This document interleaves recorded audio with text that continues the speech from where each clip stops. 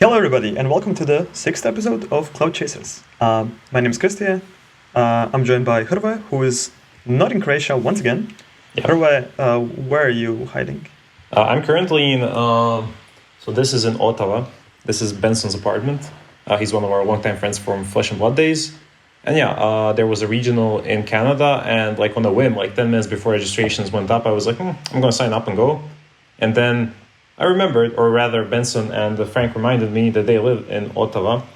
So I can just go and room with them and basically enjoy my stay for extra because I'm here with friends. So I attended the Niagara Regional, and just to give you a bit of an update on how this last week went since the last podcast. I did not do well. I disappointed myself and anybody probably who was rooting for me. I just played really, really badly in round one. Like several big misplays, and then round two I got demolished by Whitebeard as I was on Sakazuki, and my opponent just had a very, very strong aggressive hand, like multiple Makinos and Razoros. So after that round one misplay on several, if you're on our Patreon, you can see my full game write-up. I wrote down every game action as I remember it was still very fresh and burned into my memory of how badly I played. You can see how that went. Overall, not the best performance from me, but Benson, who I'm hosting, he didn't prepare much for the event. Like, all he did was basically read our guides on Patreon, and then I tried to drill as much information into him on Friday and Saturday as possible, and he actually got top 32, and I think he got a bit unlucky in top 32. He was on Gecko Moria, and he played against Katakuri, who got like several good triggers, notably Amaru's and the Sanji blocker when he was going for game in game 3. So but it's still a fantastic result from him and a great effort. He has the thing for TCG, so even though he didn't prepare much, he was able to grow very fast across the duration of the event and just improve tremendously. Other notable things, this is a bit of a controversial thing, but one of the guys who cheated online in an NA regional last weekend was present at the Niagara Fall regional, and he got top 4 or either got into the finals. And I mean, I guess that will happen if Bandai is slow to ban cheaters. But it's probably not something Bandai wants in their future events. So I really do hope they handle cheaters more viciously and just to make sure that all players can enjoy the game and not have thoughts about quitting because cheaters are enabled. As we saw, Raid and No Heroes also rolled back some of their updates for the webcam regional because they were too stringent and compared to the Bandai policies.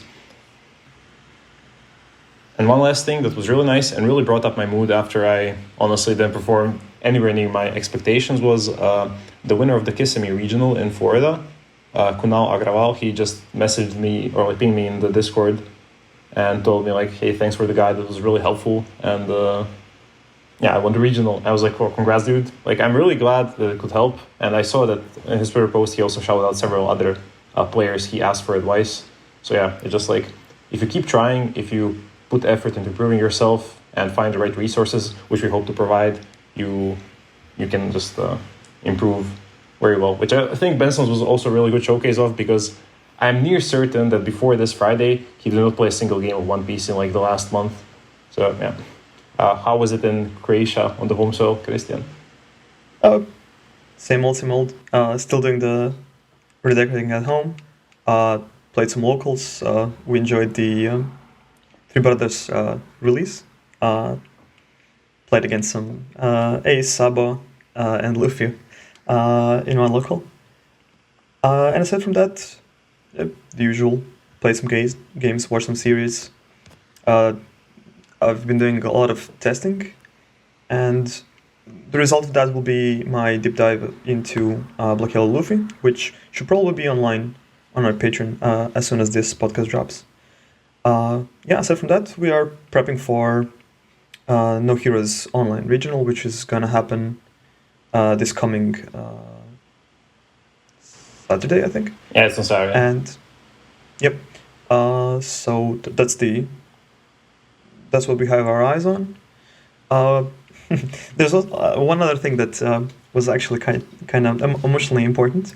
There was a sign up for offline regionals in Milan, and it was an interesting experience to say the least. The tickets were supposed to go online at 10 a.m. So Yeah, the story on that is really interesting on my side as well. So I guess I'll tell it as well after. Mhm. And I was sleeping at my girlfriend's place. An alarm wakes me up, and she's like, "Okay, well, why do you have to go?" And suddenly I'm like, "Trust me, I have to buy this ticket." And I'm on my phone, trying to buy the ticket, and the server crashes. Like, minute 0, everything stops, and you cannot go through. But as we know, you have to keep trying, because if you manage to do it, you did it. You're in the regionals. And Milan is something we really, really want to go to, because it's very, very close to Croatia. So our expenses will be much lower. And the site just keeps crashing. Like, you cannot move an inch. And after half an hour of me sitting on the toilet and trying to buy the ticket, they say, "Oh, okay, this is a problem." And there's quite a lot of loss of goodwill on behalf of the tournament organizer and the general player population, because they often, this specific tournament organizer often has website issues, which after every tournament they assure us they've solved. And now we're like, okay, it's happening. They solved it. No, it was the worst. And then they say, "Okay, guys, it's gonna go at a later date." Sure, I come home, I have a family lunch, we're visiting some family after, and suddenly we get a notification, "Oh, the tickets go live in like a couple of hours." I'm like, great. So in the middle of a family dinner, I'll like once again have to be like, "Okay, everybody, sorry, I'm gonna be rude a bit. I'm gonna go to a corner of the room and stare into my phone for a couple of minutes." And that's what I do. And once again, everything crashes, even though they now specifically tried to fix everything. And after half an hour of trying, nobody can get in. But at some point, server works. A ton of people get the tickets. Unfortunately, both me and Hrvoje miss the tickets. And now we're very, very bummed, because this is the second tournament in a row that we missed. And this kind of reminded us of the beginning of One Piece, where we considered just dropping the game because it was literally impossible to play in the tournaments. So the morale was, I wouldn't say at an all-time low, but the morale was definitely like I can't remember when I was as frustrated. Okay, no, I'm lying. I can't remember. It's the Wolverhampton Weekend from Hell. Which is the same organizer? That was the same. Sorry? The same. Oh, you mean when you forgot the passport? Oh, yeah. Yeah. Anyways. And we didn't get the tickets. However, they have this weird system where basically they say the ticket is sold, but they're reserved for people who have to check out. But as the server were crashing constantly, a lot of people reserved the ticket but didn't check out. And at some point, Hrvoje just pings me in a Discord and says, "Try it now. A lot of the tickets are now becoming available." And I just refresh the site, there's a ticket, I buy it, and it was that easy after after the whole day of trying to catch the ticket. Anyway, so me and Hrvoje will be going to Milan, as well as a full cohort of players from Croatia. If you meet us there, as usual, say hello and prepare your best high five. Yeah, let me just mention how that went on this side of the planet. So a reminder, I'm in Canada. It's compared to our usual time zone, it's -6 hours. So when tickets went live at like 10 a.m., it was 4 a.m. in Canada, and I forgot to set the alarm. I forgot to wake up. So it was like, oops. When I wake up, I'm like, oh man, I'm stupid. But then I go and see OPE general chat, and it's a bunch of like clown reacts and the breaking the pasta gifs. I mean, it was, and everybody's blaming the organizer, and I'm just thinking, okay, the ticket sale did not go well, and I see that it's postponed for a later date and time. I'm like, okay, nice. I will actually have a chance because I'll try to set the alarm this time. What was there in chat? I wasn't there for live chat, so Yeah, Cross AI tried to get in, and a couple of Americans. And at some point, they just started trash talking in Italian, like even the Americans. okay. Yeah, I saw a later announcement they were just banning everyone who types in Italian or something in chat, and then I got a ton of clown reacts. It was very funny. In any case, yeah. In the morning, I was in our Airbnb, which was, by the way, fantastic. Like, I don't know where Benson found this place, but it was like, if we're ever in Niagara Falls again, we're getting that place 100%. But yeah, I'm in Airbnb, and there I have Wi-Fi. But as soon as I step out of it, I'm at the mercy of hotspots and just the public Wi-Fis. So I don't have like readily available internet. How can an Airbnb be good if they don't have a Wi-Fi? No, the Airbnb had it. As soon as I step out of it, like go to the venue or whatever, venue has really spotty Wi-Fi, I would never be able to register on that.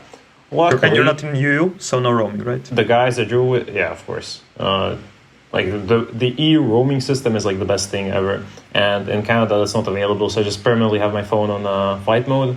In any case, the guys I drove here with, they want to leave kind of earlier. They want to see their... some of them want to see their kids or just generally not spend like the most of the evening and night driving back because Niagara Falls to Ottawa is 5-hour drive or something, 4 or 5 hours. So yeah, we go back and then I just like ask Benson for, I don't know, 15th time that day, hey, give me some juice, like turn on the hotspot. And I open Discord and I see people once again scrambling about the tickets. I'm like, wait, what? Like they said later time and date. Like, why is... But luckily for me, site is again crashing. Nobody's getting the tickets, so I'm not late. So at this point, I just joined this mass hysteria of trying to like F5, like refresh, try to get a ticket. And it's not working, like I'm getting the same error as everybody else. And then at some point, like 1436-ish, some tickets start going through and I don't manage to get any. I think I was typing... I legit, at that point, I typed in some message in our Discord. And then I go back, I see a ticket is available, try to cart it, it disappears. So I'm like, oh, fuck. Or rather, what happened was like, because of the errors, at some point, it just kicked my ticket out of the cart, even though I entered the data earlier. So I just couldn't get a ticket. But I do know how organized play events page works. After half an hour, they will drop, like people who didn't buy checkout fully will drop tickets from their cart, and then you have a chance of grabbing some. Issue is, there's no way to tell when the half hour is, because of all the crashes, like when did it actually reserve the ticket for these people? So it just means I keep refreshing for the next like 40 minutes, and eventually, or like when it's close to the time I suspect to be correct, which was like 15:05, I think, in Canadian time, or like, hey, Christian, in the next 3 or 4 minutes, just try refreshing, so, like we might get a ticket, and we do. So yeah, that turned out well, but it was like very shoddily organized and very, very... I don't want to say stressful. It was just like, oh, if I don't get into an event, whatever. Like, it's not as high stakes for me as it was for the Italian players, because I know the K2 guys also initially, on the initial wave, I think only only Matteo got the ticket and nobody else did. So they were all really upset. But then on the getting the drops, everybody else also got in.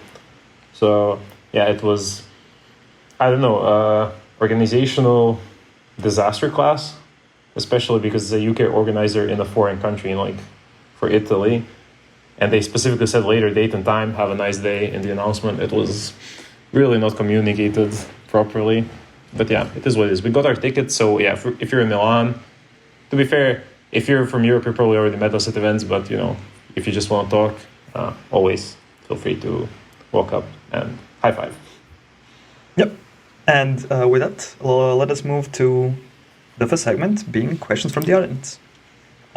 Would you be so kind to read the first one? Okay, so the first one is from Nella, aka Antonella from our locals.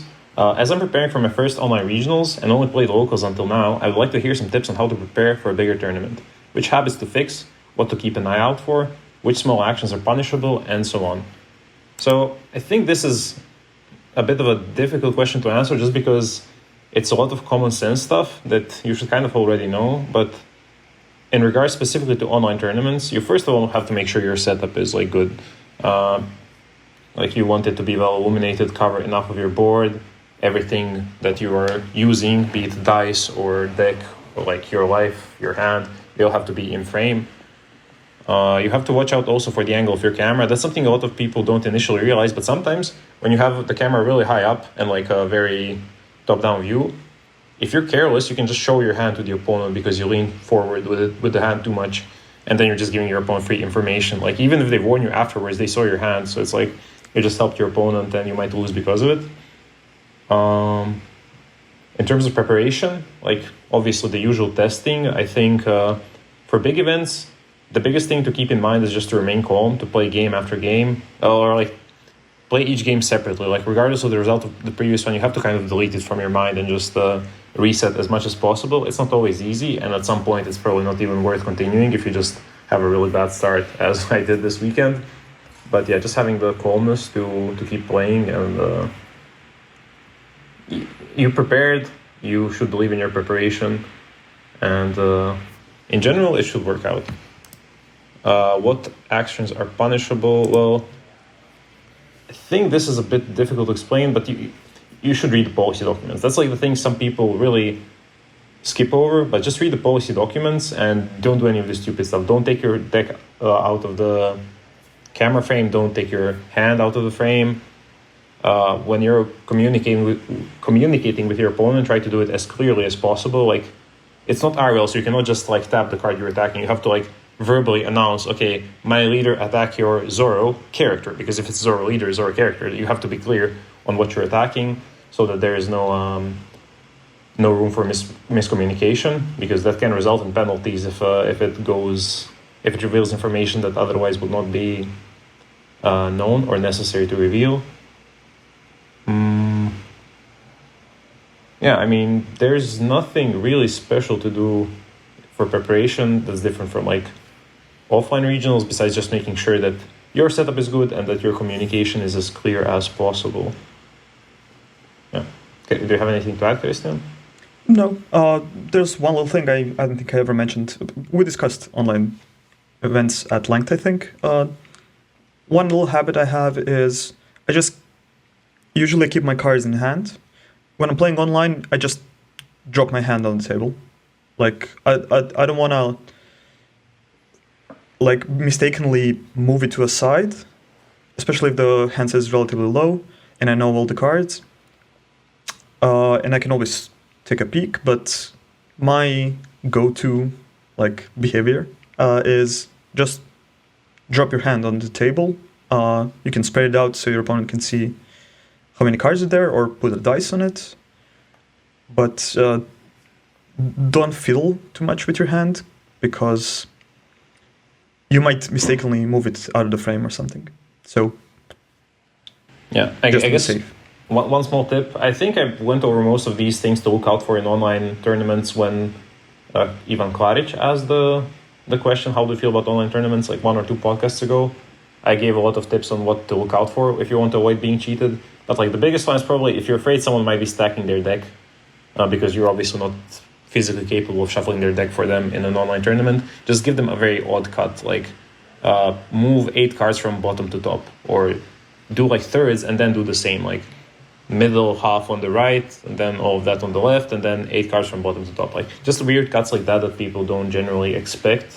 Like it probably helps a bit. You know, there's no guarantees, but like you have 35 minutes. It's an extra 5 minutes compared to the online tournaments. You have the time for some security like that. Do you want to read the next question, Christian? Sure. The next question comes from Trech from our Discord, and he asks us, what's our favorite artwork on any of the One Piece cards? Well, I actually have a couple of artworks that we had a discussion on our Fab Discord that basically people, one of the flaws other people see in the One Piece card game is bad artwork. I get that a lot when talking about the game with other players from other card games. And I think it's mostly because they were looking at the game in its beginnings, where I also agree that the artwork was subpar. Whenever in the artwork you can see a still from the anime, it's usually bad looking. But in the last like 4 or even 5 sets, I think that all the artwork is pretty good looking. And some of the highlights, a lot of the artworks I really like is from Akira Egawa. She's probably one of my favorite artists doing work for One Piece card game. Probably my favorite one would be Raj Zora from OP01.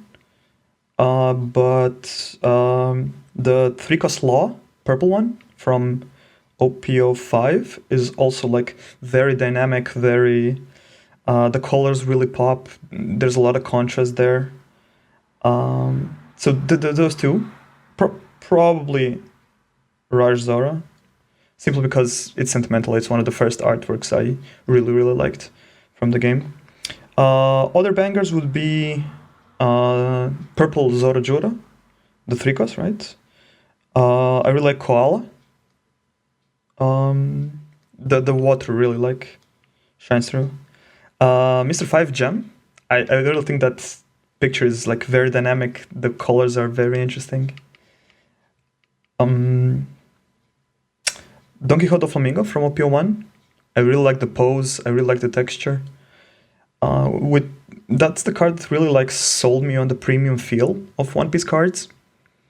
On that card, all of his strings are basically textured. Like you can feel every individual string. I was blown away by that. And yeah, some other notables are Dracul Mihawk, 9-cost from OP1, also by Akira. The way that the texture changes when you touch his chair, his boot, like I really like that card. Jin from OP03. Like there's quite a lot of good cards, but mostly if anything's by Akira Egawa, I'm very inclined to liking that. But final answer, OP01 Rush Zora.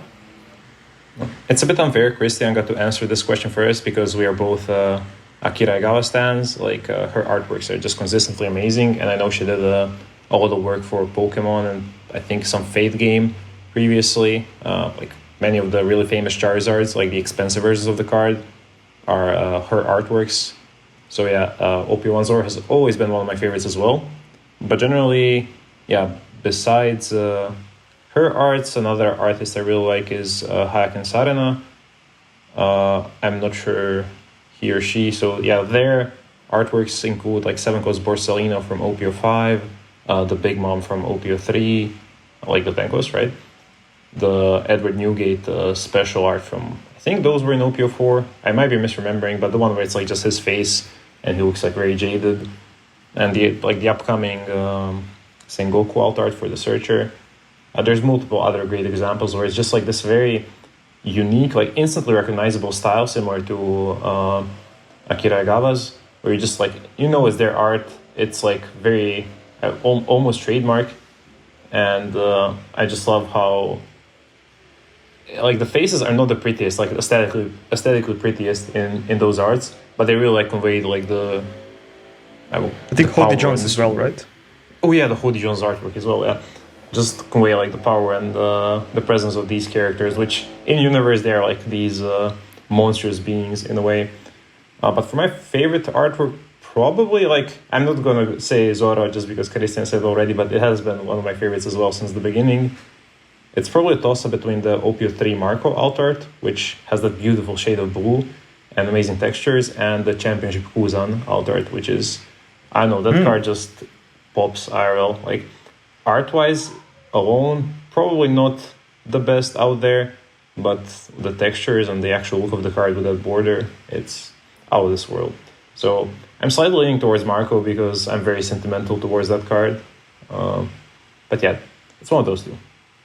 There is one thing I would like to mention, and that is that I think One Piece is the game that has the biggest discrepancy of how much I like a card when I'm looking at the picture online and how much I like it when I see it in real life. For some reason, the cards look so much better when you see them in real life. With the texture and the way that colors are kind of more stable. When you look at it, for example, the SP Enel. When I saw a picture of that card, I was like, wow, this is the ugliest card that I've ever seen. And then I see it in real life, and dude, I was so close to buying that card. It looks so cool, and the pose and everything, like, it looks good. So, and I'm often surprised by how something that when I see, like when I'm looking at the card database, and the art is just like meh, but when I see the card in real life, I'm like,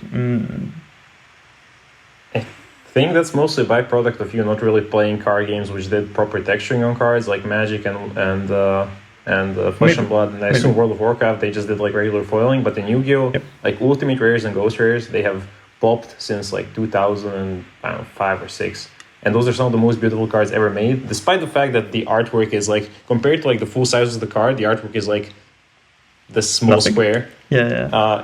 Like the Ultimate Rares are still probably my favorite rarity in any card game, and the textures on them can be amazing and look really good. But yeah, One Piece does have a strong discrepancy between like just seeing the art and seeing how it's brought to life by foiling and textures. For the record, I don't like those NL OPO5 special arts in general. I just think they're too kitsch and too on the nose.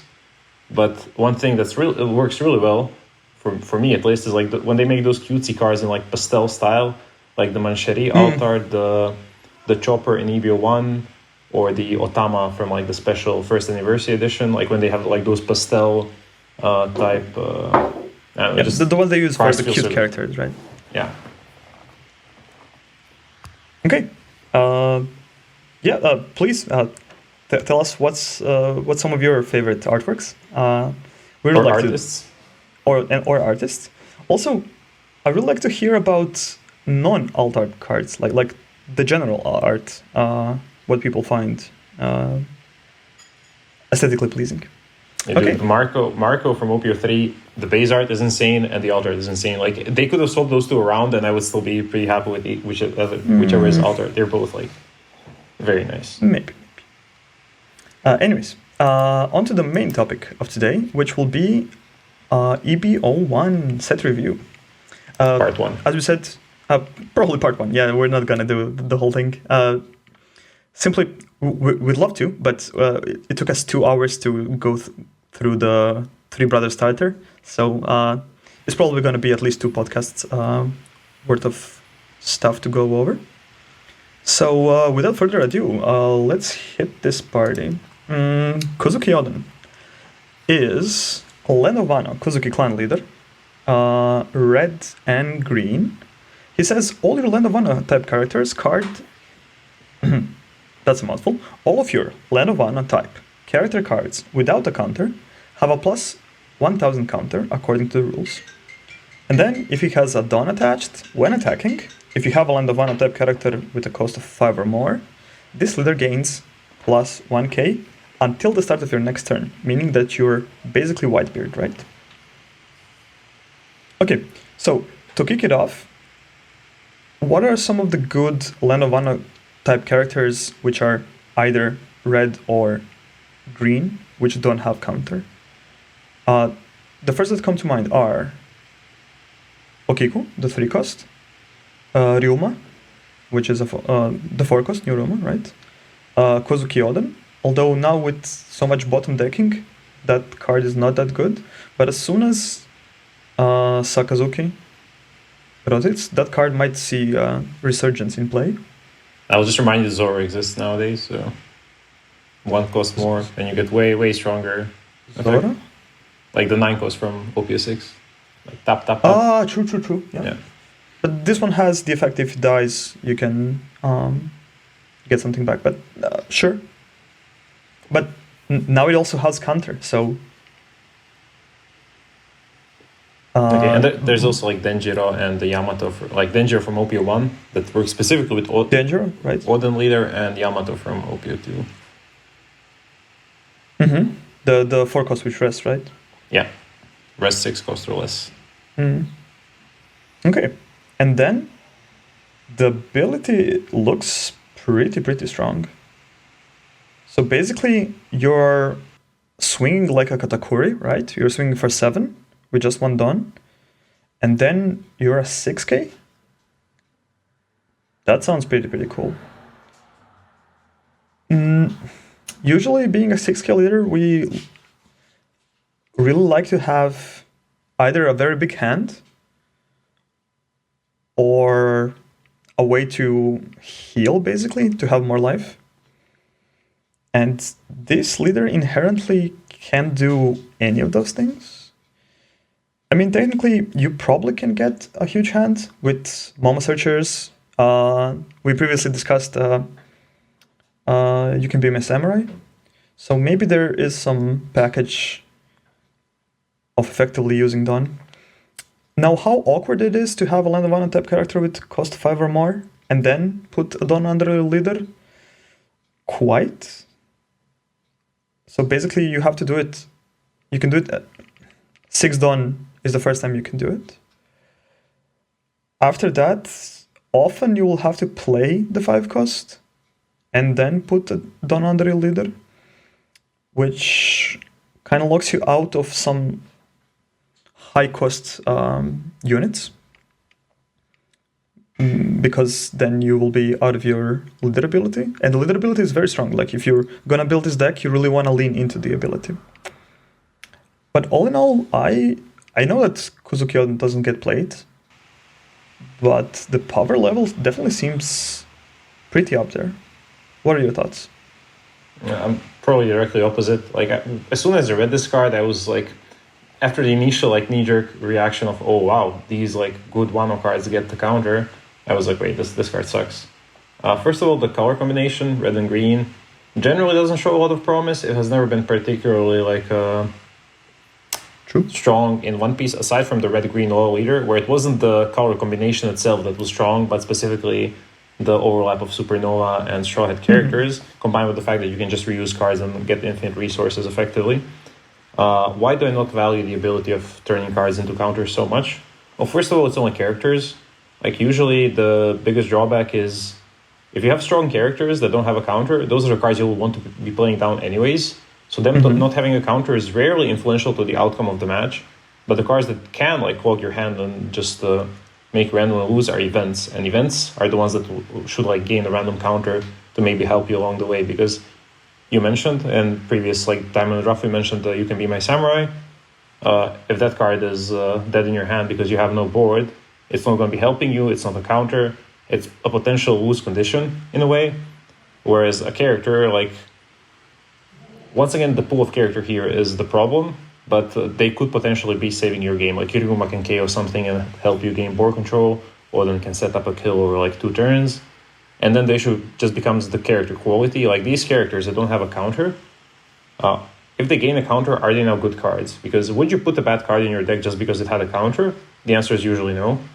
So would you play the old Okiku now? I don't think you would. Doesn't matter if she has a counter or not. Like she is several formats too outdated. Similar with 4-cost Yamato. I think similar with 8-cost Oden, because once again, the Zoro came out, the secret. He's not in Katakuri 8-cost range.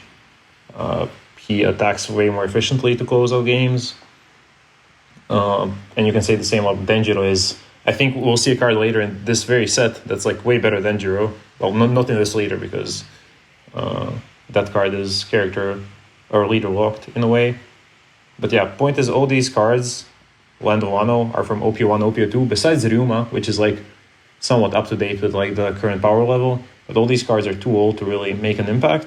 And then the other part of the ability to just become 6k is conditional on you, first of all, and I don't know why this is here, you need to attack and you need to attach a Dawn. That's like 2 requirements that I think should both be like, this should be a permanent effect. If you have 5 cost or more, just buff it. No Dawn required, just become Whitebeard, and maybe then it's like strong enough. But this way you need to commit to Dawn, like play off curve.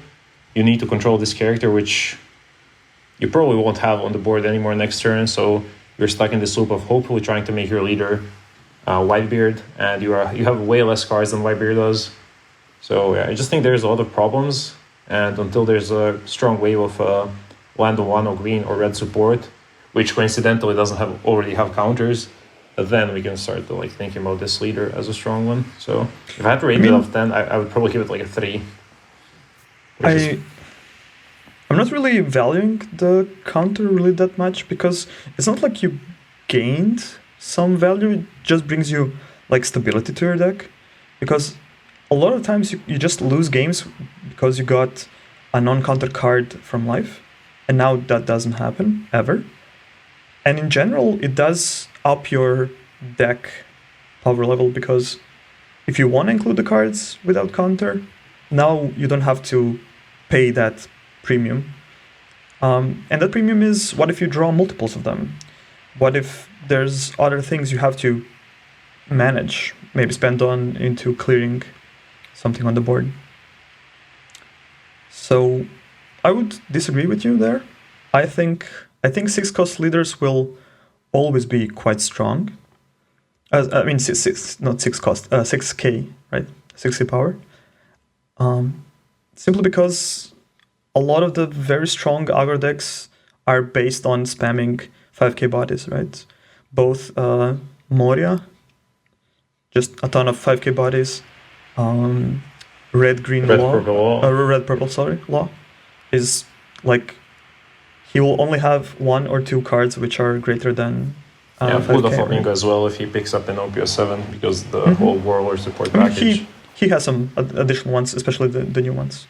What I'm trying to say is, I think the ability is kind of evergreen, as in it will always be quite strong. Now the question is, are there enough of good 5-cost Land of Anna characters in these colors? They're gonna get some support in this set. We'll see. I'll definitely be on the lookout for Oden. I personally think that the power level is at least like a 6 or a 7 out of 10. And I will definitely be testing some Kozuki Oden when EB01 hits. Yeah. Just one thing to note, they're returning for the altars to the OPO4 leader style, which is kind of nice in a way, because it presents the leader and all their followers, like the ones they're leading behind them. So just wanted to mention that. That was the thing we discussed when we first saw these, that we had a question about favorite art, so might as well mention the art aspect here. Right. But this is also not just about the aesthetics, but also about the feel of the art. It might not be the prettiest. Like, I would say it's definitely not my prettiest style of leaders, but they feel the most. The feeling they give the most. They give the strongest impression of being a leader from the artwork, right? Because you can see all the followers behind them, and they're in a very it makes sense. Commanding pose. I just remember something that I completely forgot in my favorite arts answer. Like, one thing I really like about One Piece arts is when there's cameos of other characters relevant to the story.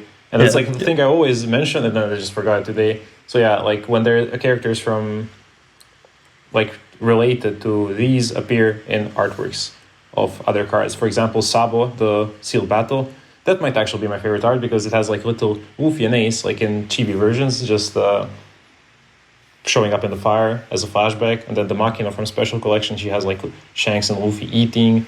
And the Dadan has, in base art, only Ace, and I think in the altar from the collection, Ace and Luffy. Point is, I like those like side appearances.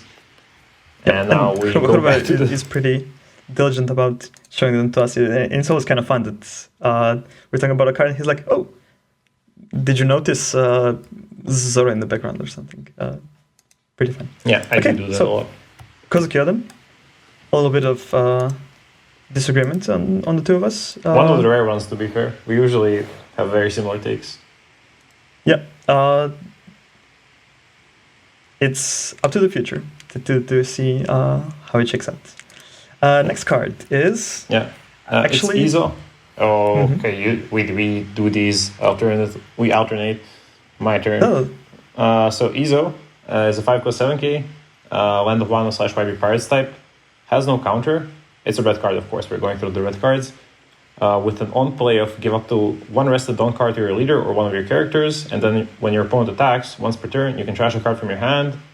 And if you have Land of Wano or YB Pirates type leader, give up to one of your opponent's leaders or characters minus 2,000 power during this turn. So what he effectively does is he plays himself as a 4/7k, if you count the Dawn that you get for attacking as a Dawn well spent.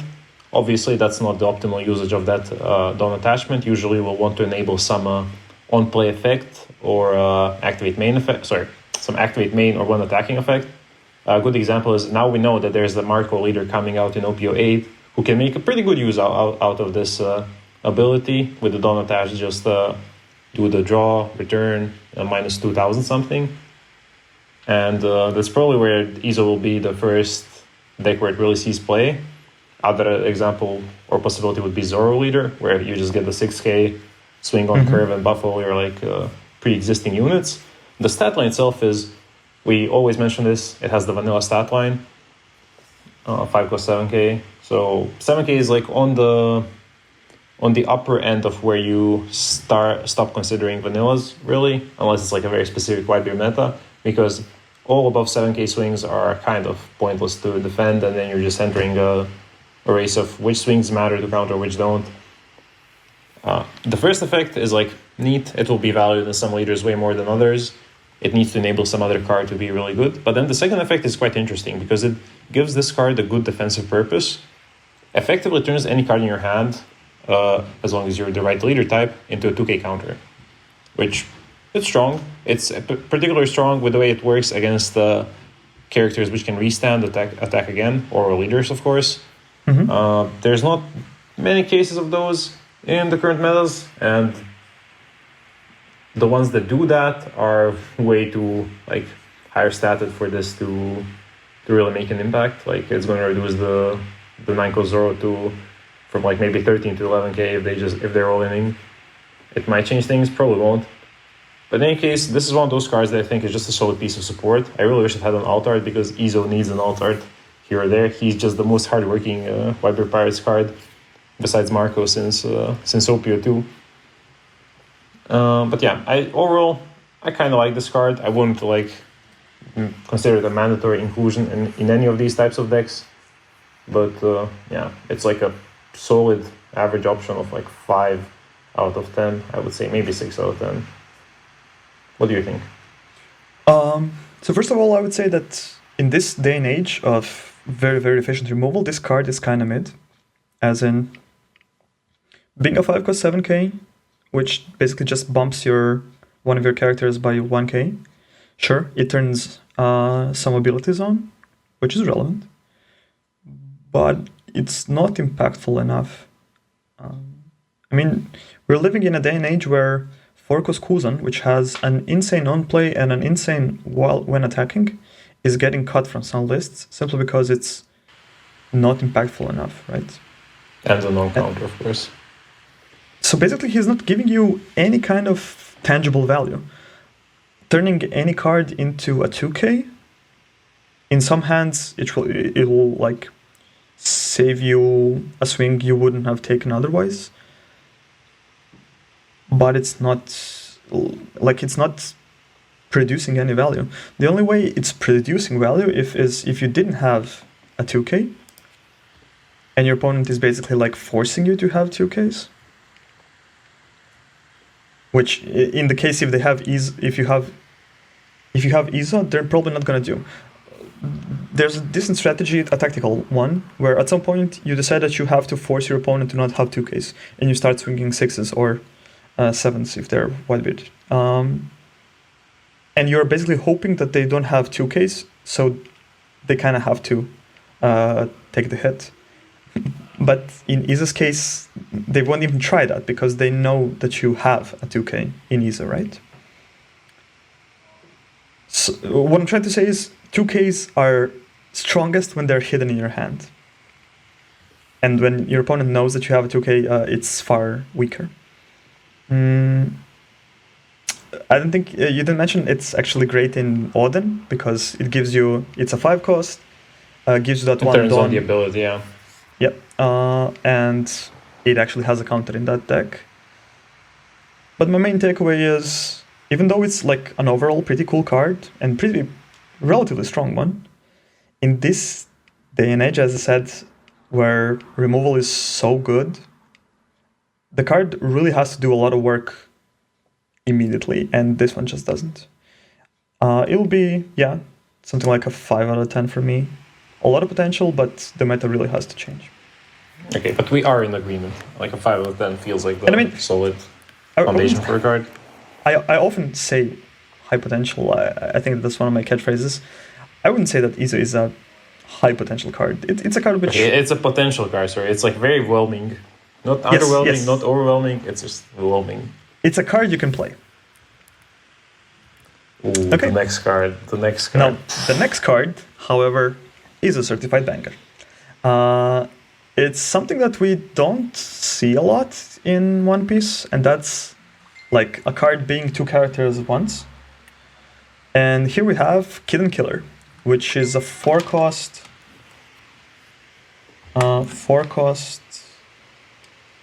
character without a counter, red, has a 5k body, and it has Rush.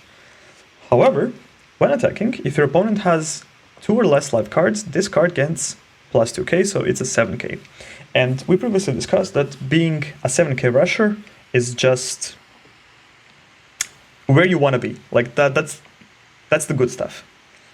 And Kiden and Killer is a 4-cost 7k rusher. Now that's like nightmare fuel.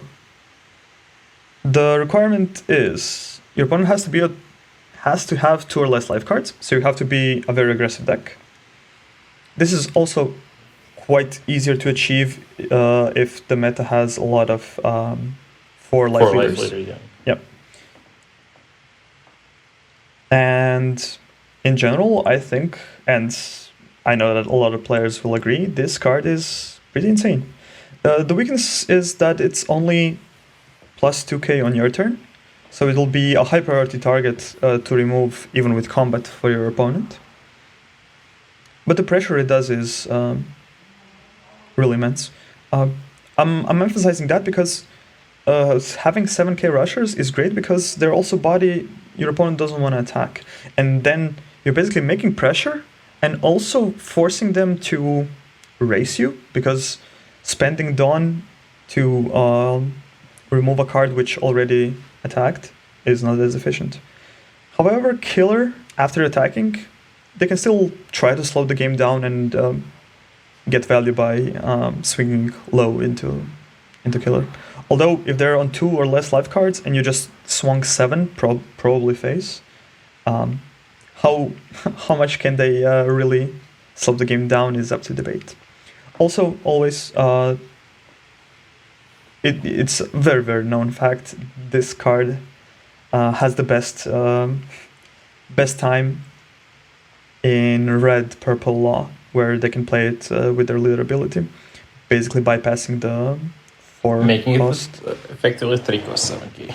Yep. Or well, it's difficult to count it out or like place down the value on what the actual cost was when you're fully minusing Dawn, but yeah, as a game closer in red purple law, it's very potent. So, it probably looks like one of the red staples. Will it remove and replace Rush Zora? Not necessarily. That card is very cost efficient, and it does what it does. It's an aggressive card with an aggressive cost. Kid and Killer is a slightly different card, which works better in a deck that can also really swarm the board, and then this is like pushing you over the edge.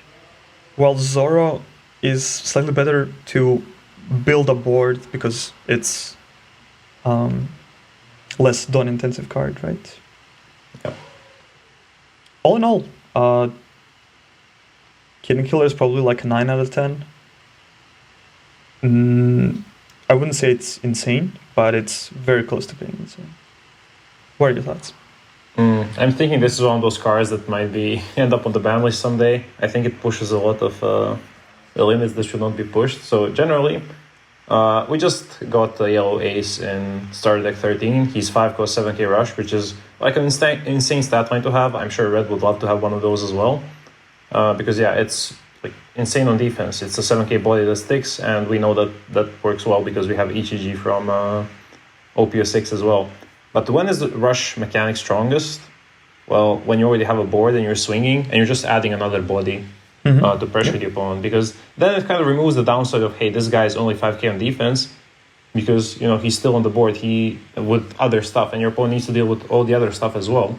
So just combining multiple rush characters after you already establish a board by playing like normal slow characters, having a really strong pressure point at this low of a cost is a major selling point. Like when we think about it in Zoro of old, the OP01 Zoro character was the same. You would pay 4 and it would swing 7 because you would play him for 3, attach one Don, and then with the Zoro leader ability, he would swing 7. And it was the same thing as this, except this works in any red deck. And Zoro specifically is going to be swinging 8k, or you'll probably attach the Don swing 9k. And that's something Zoro gets to definitely abuse in EB01. Once again, I think I mentioned this in one of the previous podcasts. Natsume is a Japanese player who qualified the Worlds by playing Zoro in EB01 format. And this card was in there. And I think Rush Zoro was as well, but I'm not 100% certain. But this card just being 4 cost 7k, a massive push in the late game, is like really, really strong in red. And the downside of not being 7k on defense is easily bypassed by red's design, which is swarm the board. And then once you have a bunch of stuff on board, you just add something that already attacks this turn. And that's how you abuse it the most. I think it's just mechanically broken in a sense, but it's not like the insane power level of a card like Tenko's Big Mom or something. So yeah, I would give this, like Christian, 9 out of 10. It's very close to being a perfect card. And once again, I think I could see it emphasize the requirement. It's not that big of an ask if your opponent is a 4-life leader. But if you're a 5-life leader, I think you can really hamper this card and make it... Because it's a non-counter card, you basically have to keep in hand.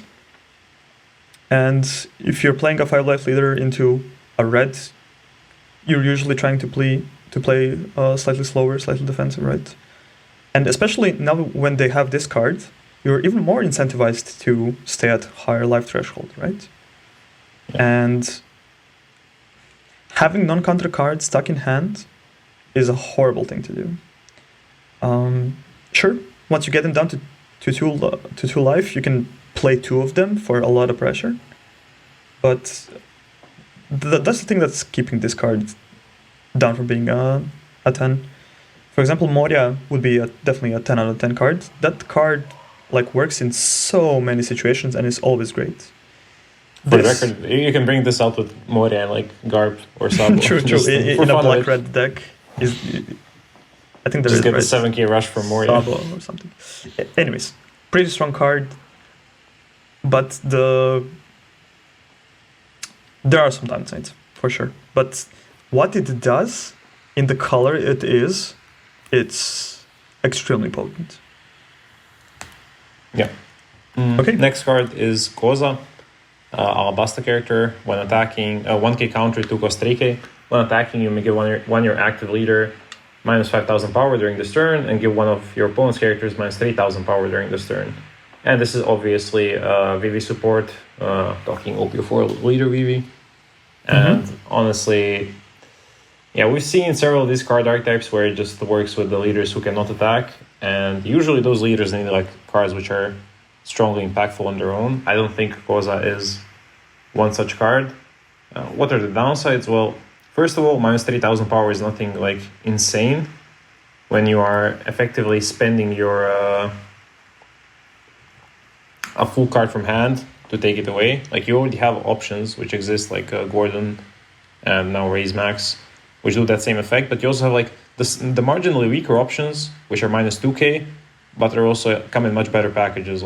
Obviously Otama is the prime red example, but there's the Zoro that's 5 cost 6k minus 2,000 power something. And the difference between those cards is either they're so cheap that you don't mind actually spending a card because you're spending a minuscule amount of Don to play them, or they're relevant bodies afterwards. I guess Ace is another example of that, even though he's obviously not as good outside the White Bear Pirates leaders. And then Koza is just minus 3,000 power, and it remains a 2 cost 3k body, and it needs to live for a full turn to have this effect come to fruition. It's very tied to a very specific leader, and the upside over other similar cards is just so small. You can compare it to Vlamenko from OPO. I don't remember if Vlamenko is OPO2 or OPO3, but he was attached one Don minus 2k something. It didn't require a leader to become powerless, which is very, very relevant for the average red leader. And yeah, This card just sucks. Was Blamenko minus 2k or minus 3k? Minus 2k.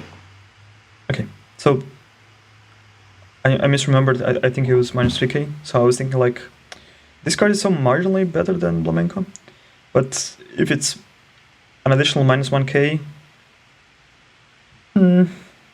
but when we played Blamenko, it was in Zora. So basically, we would put Dawn under your leader. He would be a 4k. You would just give him one more Dawn, and then he would be a 5k. He would be an attacker, right?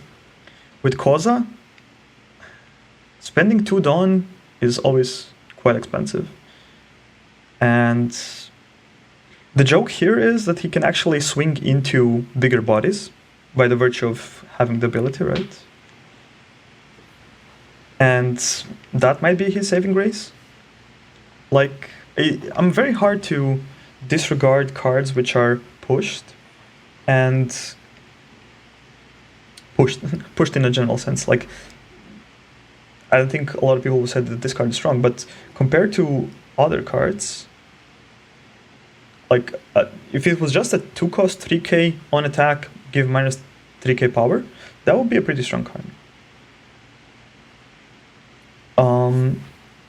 The problems are we're still living in a world of super efficient removal, so all these cards which need a turn to work are weaker. I would be very hard to. Yeah, let's just move on to the next card. We're spending too much time on the bad common, as we tend to do. Next up is a vanilla. I think we just skip that. The next card is 2020 Chopper. 3 cost. A better version of the previous card. A 3 cost, 4k, 1k counter blocker, which has Dawn 2. When attacking, give up to one of your opponent characters minus 3k power during this turn. And it has some better typings, being both animal and a straw hat crew. Once again, I will remind you that we really dislike this body being a 3 cost 4k blocker. That just never works well. For some reason also his when attacking ability requires 2 Dawn. Even if it was 1 Dawn, I would be like, it's not that strong. So being 2 is what really baffles me. So yeah, I'm actually as low on this as I'm on Koza. The ability, there's even no synergy between being a blocker and having a when attacking ability, right? Having to put 2 Dawn is often waste. I'm having real trouble finding this card very valuable. What about you? Well, I'm kind of the opposite. I think I rate this card way higher than most people, but obviously you included.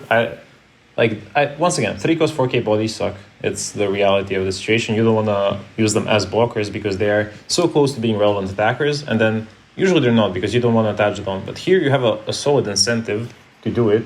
Well, okay, I'm looking at this from red purple wall perspective because I obviously looked ahead a lot for OPO7 on what I want to play in it.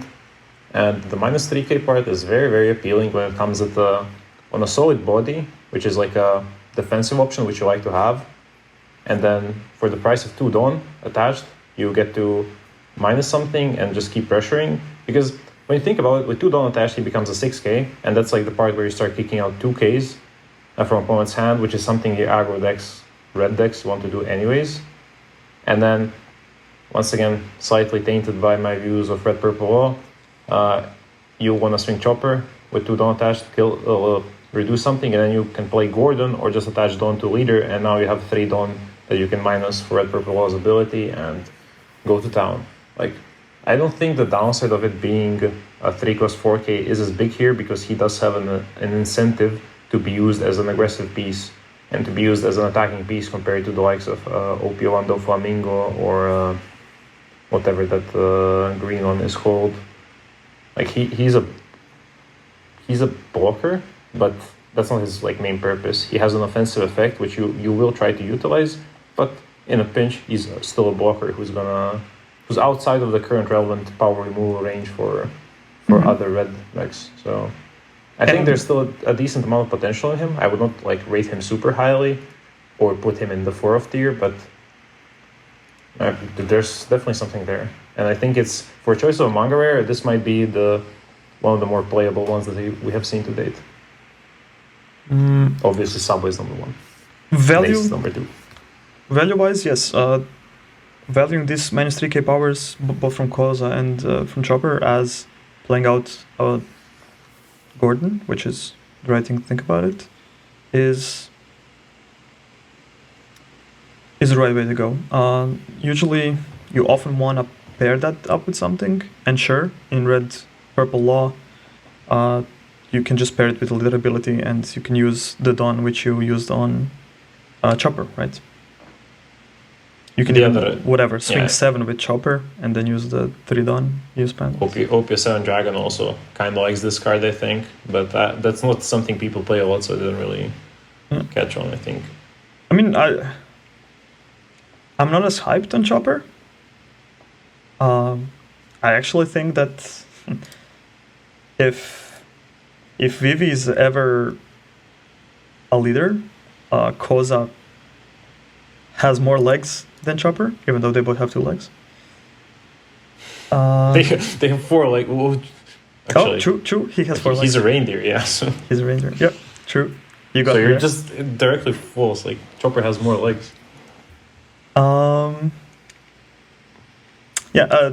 Ivy. The only home I can find for this card currently is some animal strategy, which they're pushing in the set, and Red Purple Law. But it's not a card I'm like super hyped to test. Yeah, it's like a 6 for me. So, but still would be something like a 4 not as low as Koza, nowhere near. Okay, what about the next card? Next card is Yamato. Okay, I forgot this card is in the set, honestly. 5 cost 5k, 2000 counter, land of Wano type. Activate main, once per turn give 1 rested Dawn card to your leader or 1 of your characters. So once again, this is Oden support. I just want to point out the artwork on this. Yamato with Oden's journal near the fire. I think when she was telling the stories to Ace or somebody. Very cute, like very nice artwork. So good job on that.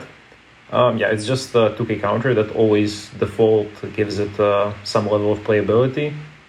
Red already has a really good land of 1 or 2k counter though, so the relevance of this specific one is not as high as it could be. If it was a 4 cost 5k, then we would be really talking. Then it would be like a lot more, I think, potential in the card, just because you could play it out earlier as a relevant body.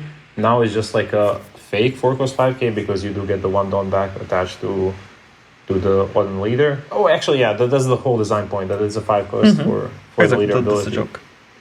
Yeah, I also wish it was more the other way around to make it like better for the generic game, like for generally red cards and red leaders, and worse for Oden leader specifically, but I guess it makes thematic sense. So yeah, I'm not too thrilled about the card, but ultimately it's a 2k counter. It's not the best in slot for a Land of Wano red 2k, because Otama is, I don't remember if I mentioned it or not, but Otama is the better one. But it's still like an option to have, so if you play a red Wano deck, it's probably going to be in there as a searchable 2k if you run out of better options, which are probably Otama, Makino, and so on. As we said, it's also pretty great in Oden because you can basically play her on curve and once again be swing for 7 and be a 6k leader, which is pretty good for a 2k counter card, and it's definitely gonna shine there. Otherwise, would I include it in my red deck? We often say that the 2k counters, which are actual bodies you can use to build a board, is something we really, really enjoy. I think I mentioned several times that I won so many games by playing Jozu in Zora, just because you bricked, you have a ton of 2Ks and you just need something on the board. And this is slightly better than Jozu in Zora. So if Land of Wano is something you something you value because you have searchers, or you need a 5 cost and more bodies. Like, all in all, the card is pretty good. Valuing 2Ks is on a completely different axis than valuing UL cards, because Regular you're only cards, playing yeah. your 2K in case you don't have any other option. And at that point, how good is the card? Well, in this case, it's a decent card, which actually has some synergies with Oden Leader or maybe something else. Like, it also gives Zora the Dawn card, right? Yeah. So all in all, as a 2K, I would give it a 6 out of 10. Yeah, I was thinking the same, 5 or 6 out of 10. It's like, for 2K, it's solid. Next card is Little ORS Jr. He's a 6-cost, 7K, giant whitebeard pirates. He has a counter, and he has an ability of once per turn if this character would be KO'd by an effect. This is either yours or your opponent's. You may trash one event or stage card from your hand instead of him being destroyed, right? Now, we have several of these kind of effects. Most notably in the meta was the different Marco cards. And Russian L. And Russian L as well. Russian L as well, yeah, true. And this card is weaker than those cards. 4-cost Marco is a blocker, so you can effectively use him well. 5-cost Marco has an aggressive setline and aggressive cost in a Zora, basically swinging 7. There was not a lot of bottom decking at that time, basically only 3K worlds in blue. But now there's far more ways to remove this card without KOing it. And in addition to that, 5-cost Marco also had a pretty good on-playability, especially coupled with cards like Gordon or something. This card has nothing. He's basically an attacker, just with this passive ability. And how much am I interested in that? Not really, though. Not really at all, actually. You can only save him if he's KO'd by an effect, not even combat. So I would give Little ORS something like a 3 out of 10. I just cannot find a reason to include this card in my deck. I agree. I'll try not to ramble on too much because it is a bad card. Yeah, the space to actually utilize a 6-cost 7K, if he was cheaper, like he was 4-cost 6K, something like vanilla stat line, then we would maybe be talking, but then he would probably have to give up a counter to be such a pressure piece. But then you'd maybe find an angle for him in the deck. Mm-hmm. As it is right now, he's too expensive, too weak for his price, and still too easily removed. Okay, it's probably not going to get swung in too much because he's 7K power, but even that is so easily solved with just a simple power reduction or just the bottom deck effect, which blue has plentiful options. So yeah, just 3 out of 10, maybe 2 out of 10 even. Not the card I want in my One deck. little thing, yeah, if you reduced Marco and you killed it, he comes back without the reduction, right? And Yeah. Little ORS, if you reduce him and you start swinging at him, you just basically have to let him go. Well, yeah, because you cannot. Yeah, So let's not stay too much on the bad card. Next up is Just Shut Up and Come With Us. It's Luffy yelling out to Chopper in Drum Kingdom. So it's a 1-cost event, Straw Hat Crew / Drum Kingdom. Counter, look at 5 cards from top of your deck and play up to 1 animal type character card with a cost of 3 or less, and place the rest at the bottom of your deck in any order. These cards are always interesting when it's like counter type event, which serves for development, because it's not something we usually do in this game. Usually counter events are also used defensively, and then there's these few proactive pieces, like we had the Don Quixote Family Searcher event that was a counter, I believe. We have this. there's also There's Baroque the Works like one? only. No, I think Baroque Works was like main. no, it's I mean, a counter. it's a counter, but it like plays out from hand or something. There's the search event is from plays from hand.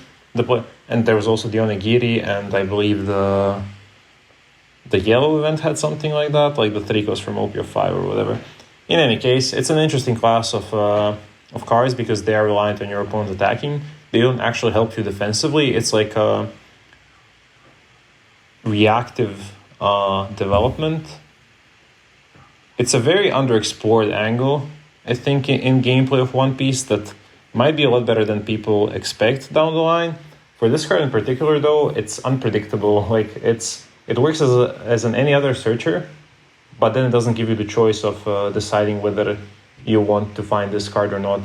Of course, the upside is you play something for way below its cost. If you play a 3-cost animal, you're going to play it for 1 that the event costs. For example, if you play the chopper blocker, though the blocker ability is probably the blocker tag is probably not the most attractive because the combat is already in counter step.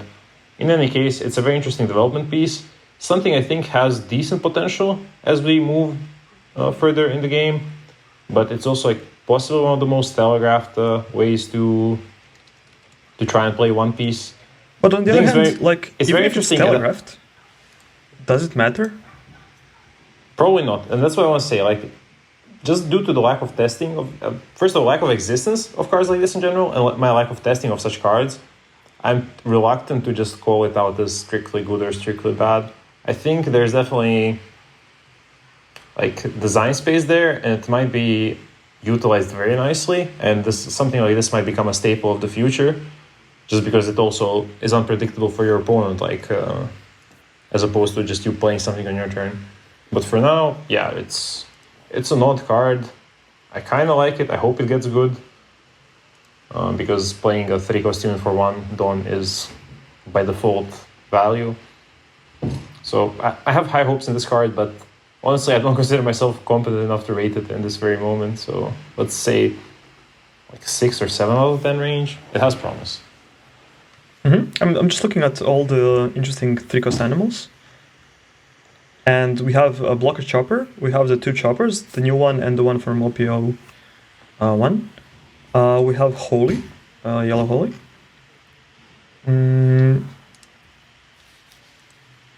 From the good ones. But there's a surprising amount of animal cards in the game. Kung Fu Dugong. For example, Human Drill, a Green Vanilla. So basically, the power level is definitely there.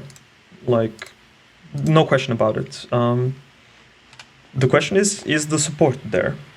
Basically, for these kind of cards, to be really reliable, you would have to have at least 18 targets in the deck, preferably 20. And currently, I think you can barely squeeze 15 good animal cards, and not all of them are 3-cost.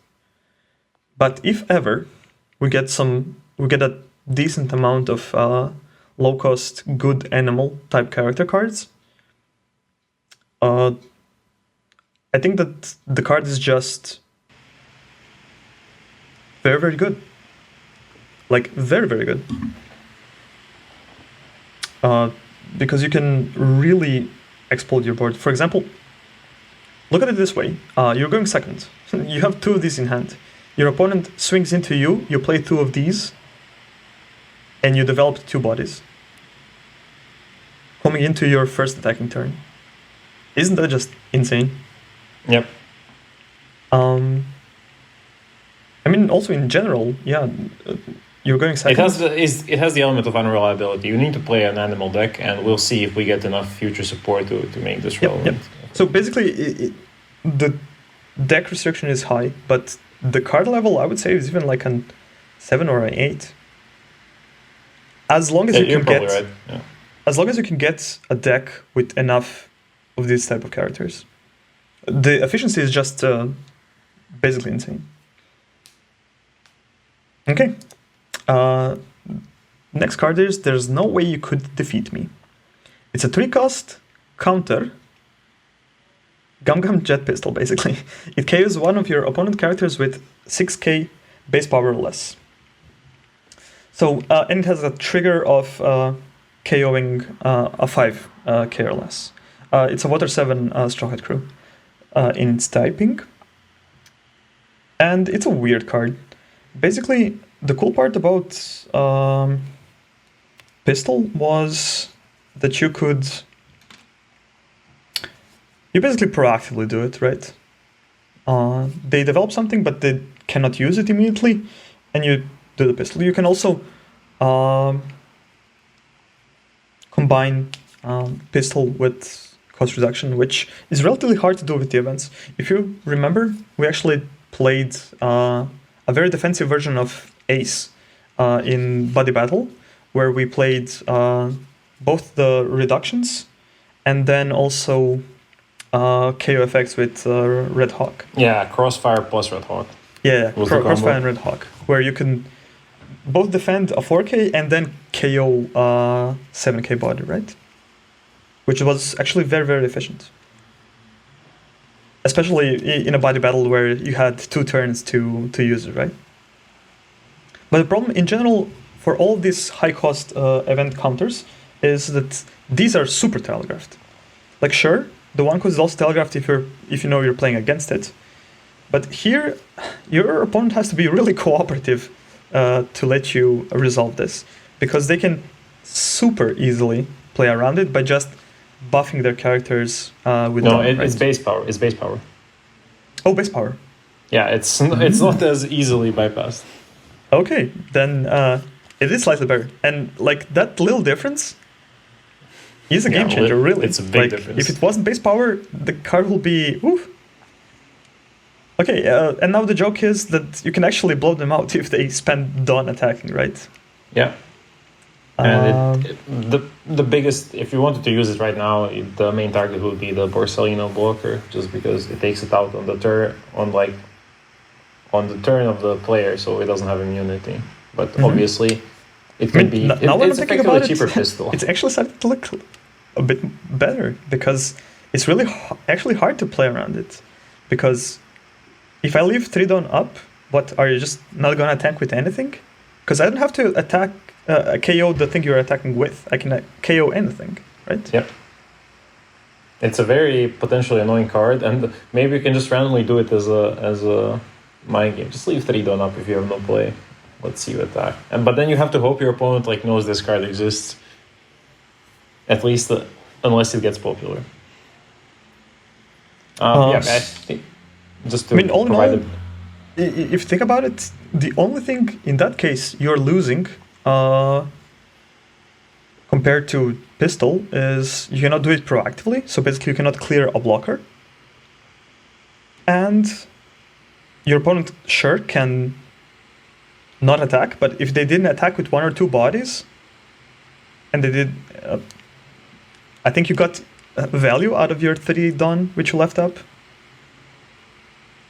So I kind of turned my opinion around during talking. The card is interesting. I always like to prefer to be proactive. Even if I'm reacting and removing my opponent's stuff, I really want to do as much as I can on my turn and not give them options, right? But yeah, getting to play it on their opponent's turn, maybe catching them off guard, and going, as you said, through Borsellino ability. I would say a 6 out of 10 card, actually. Any thoughts from you? Once again, these counter-only effects, which do not give you any defensive value, are the most difficult to evaluate, most likely. Just because it's not so easy to figure out where you stand when you commit to playing it. 3 cost is a decent bit. But this is quite powerful. KOing a 6,000 or less reaches pretty much any relevant mid-game body that we have for base power. Even some of the late-game bodies can, if they're played, can be less than 6,000 power. So how do you play around this? Well, you need KO immunity. That's a black-only thing. Otherwise, your stuff might just die. And this serves as a somewhat oppressive control piece in a color not focused around control.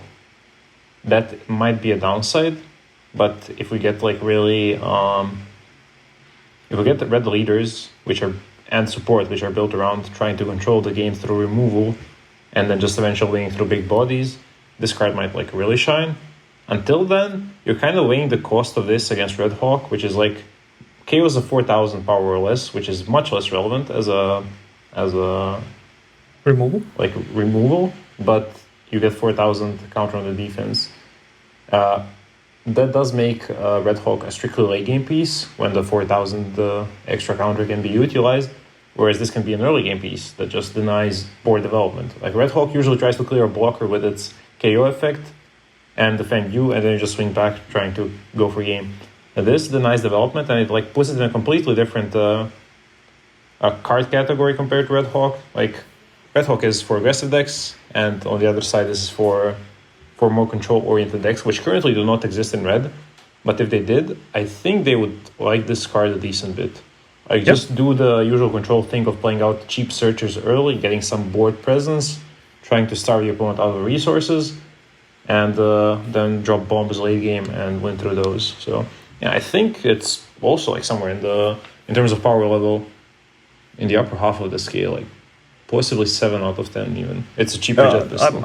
I'm actually, the more we're talking about it, I'm also now thinking this also counters Red Rushers. Like, you play Kiden and Killer, I'm like, sure, there's no way you could defeat me, bam. And you just say that loud, there's no way you could defeat me, bam. But yeah, a very interesting card. Maybe the deck that will be a control-based deck would be... I'm constantly trying to make stage ace a thing. And maybe this is the thing they were missing. By being able to basically fight for the board efficiently through events, right? As long as they have some late game options, which Red might have gotten. Because that deck's weakness was always yellow, which we actually maybe never discussed enough, that the existence of Tenko's Mom really warps the whole deck building process, where you can never get too greedy, and you basically have to think about finishing the game relatively early. Yeah. Okay. There's no way you could defeat me. Very unassuming, but very interesting card. Yeah, and now we're going to the last card we'll cover for today, because we're taking so much time on these. I don't understand how it takes so long, but yeah, we'll have to do it either as a separate video for the rest of the set, either just do them podcast by podcast. We'll try to get all of this done before EB01 fully releases. But the last card for today's review is Minimeri, which is the small boat that they built. I don't know. I don't remember what its purpose in the story was. Very cute. It's basically like a shuttle. Like you can use it to... Yeah. They use it to disembark somewhere. I don't know. Yeah. In any case, activate main, you may rest this card and place one of your characters with 1000 base power, so exactly 1000 base power, at the bottom of your deck, draw one card. The first part is a cost, so you must do that to draw a card, and that's really where just all goes downhill.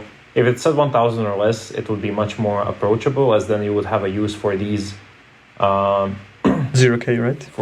For the 0 power residual bodies, which... in both red and combinations of red with other colors would come up a decent bit. For example, if you were to play red-yellow Luffy, red-yellow Sabo, this would potentially, like if you play a Hiyori down or just a Tama, any of those cards, this would give it the purpose, like you would just replace it, and then there might be room for this card, because remember, the price with playing a stage is always you fully give up a card from your hand, and any additional copies in your deck become useless, because you have no use for another piece of this stage. So it has to like put in some work somewhere. And the restriction of exactly 1000 base power is sadly, I think, too big. So if it didn't have that, like there would be some angles, but like this, I just cannot rate the card. Like anything above like a 2. Maybe it doesn't even deserve a 2. So yeah, just not a good card as it stands. I think you said all the relevant things. So basically, you're losing a card on the turn you play it. You are a card even if you use it once, and the only value is... the real value is gained when you use this 2 times or 3 times. I think the potential is there. As long as you get additional support, right? Because having some relatively strong on-play little bodies, which you can also turn into a card draw, is quite relevant. If you can use this 3 times across the game, I think the card is pretty strong. The question is, when will you be able to do that? And I think at some point you will. Yeah, especially but with the current if you think restrictions or like current design, not soon. All I'm saying is, as soon as you have a deck which has, let's say, 15, I would say, maybe 12 is even enough, of very efficient, let's say, 1k strong on-play abilities, for example, searchers or something. And in that point, this card can see some play. You mentioned the biggest drawback of stage cards, which is all the multiples of them do nothing. And this hurts this card more than other stage cards. And is that enough to kill the card? I wouldn't say kill the card. I think I'm rambling too much. What I'm trying to say is, drawing card, insane. Cost, hard to do, but very imaginable somewhere down the line. So I wouldn't be surprised if this card gets featured on a Diamond in the Rough in like a year or 2. Fair. Okay. Speaking about that, let us move to a Diamond in the Rough, and we'll wrap this thing up. Do you want to introduce it or should I? I think I did the last time, so it's on you. Sure, then it's up to me. The card we're talking about today is Sentomaru, the 3-cost 4K with a counter blue card from the first set of starters. He says, Dawn 1, activate main, search deck for Sentomaru, activate main, pay 2 Dawn, search deck for Sentomaru. For Pacifista, you did it wrong twice. Sorry. For Pacifista and play it. Currently the targets are 4-cost vanilla Pacifista, 6k, right? And 4-cost 5k blocker Pacifista. Yeah, without the counter. Mm-hmm. And we previously talked about how we were this close to including this card in our Sakazuki list. LPO5, yeah. Yep. And that is because the value proposition is pretty high for this deck. And if any of you are sentimental types, and you can remember the days of OP1 and before OP1, especially limited battles, this card was a menace. And the reason why it's a menace is pretty obvious. It basically draws you a card and plays it above curve, right? For 3 Dawn, you drew a card and you played essentially a 4-cost card, which is quite strong. Other than that, it can give you a supply of blockers, which is late game, like super strong. The fact that you can just keep churning blockers is pretty cool. The deck restriction is that you also have to play the Pacifistas, which are suboptimal cards. It was pretty cool in Sakazuki because you can cycle them and then just put them back in the deck. With Mancheria Hrvoje, yeah. Yep. And there might be some new blue-black leader which can utilize that. Spoiler alert, it's probably not going to be the new Sakazuki. Though they are all navy types, so he can discard them for the leader ability. Basically, what this card gives you is, in a sense, a control package in a bottle. in a way, right? As long as you have the tempo under control, somehow, with the rest of your deck and your leader, this provides you everything you need to cruise to the end of the game by giving you attacking bodies or blockers for just